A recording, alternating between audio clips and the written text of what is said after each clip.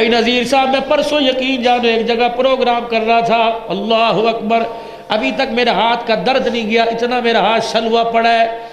اللہ کی قسم 100% مجھے اللہ نے یہاں بھیجا، میرا 1% بھی آنے کا ارادہ نہیں تھا، اندر بہت گڑبڑ ہوئی پڑی ہے۔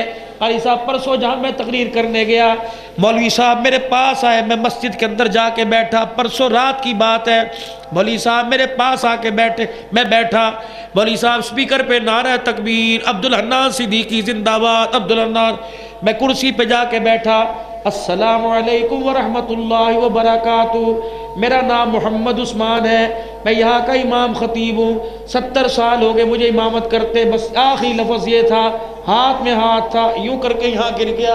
میں نے کہا کیا ہوا؟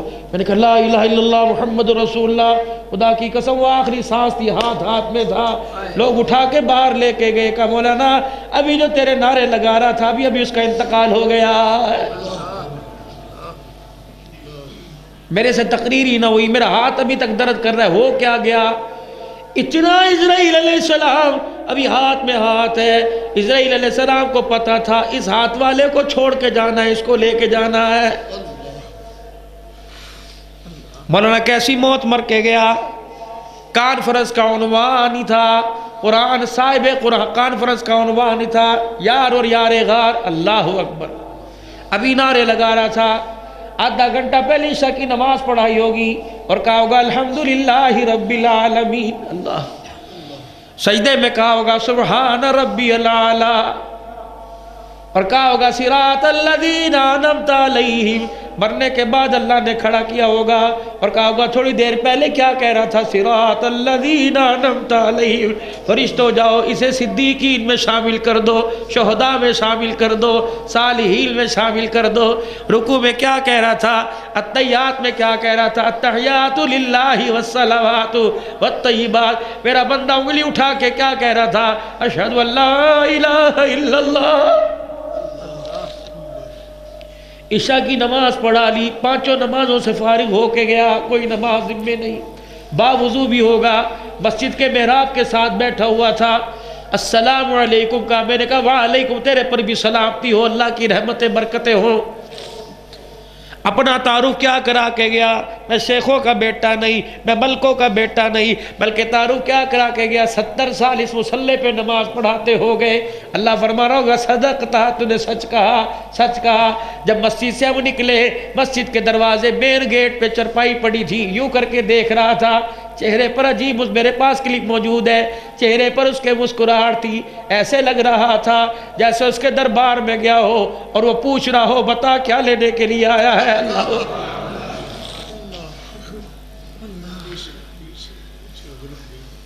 ہاں، مسجد کے مین گیٹ پہ چرپائی پڑی تھی، کیا کیا اللہ اس سے پوچھ رہا ہوگا، تیری نمازوں کے پڑھانے کا صلہ کیا دوں؟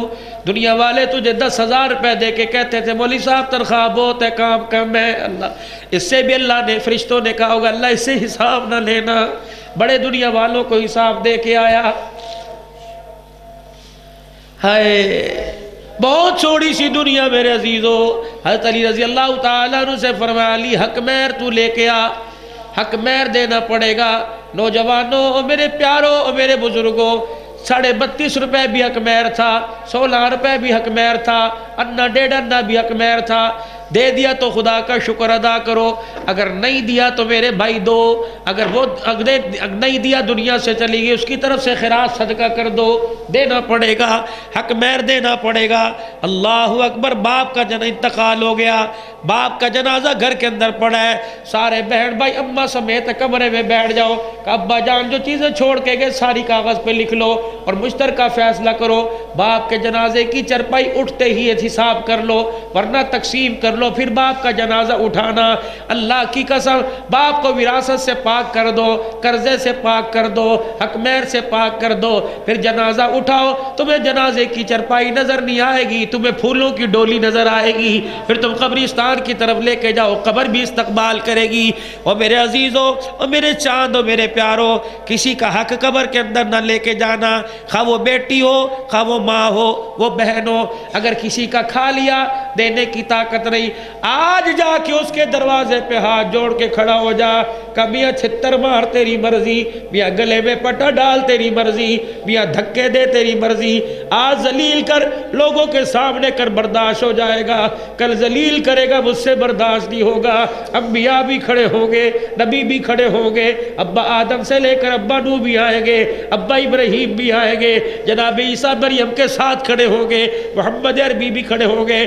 جس عائشہ کے نعرے لگاتے ہو وہ بھی کھڑی ہوگی، رقیہ ام کلثوم بھی ہوگی، خدیجہ بھی ہوگی، ام سلمہ بھی ہوگی.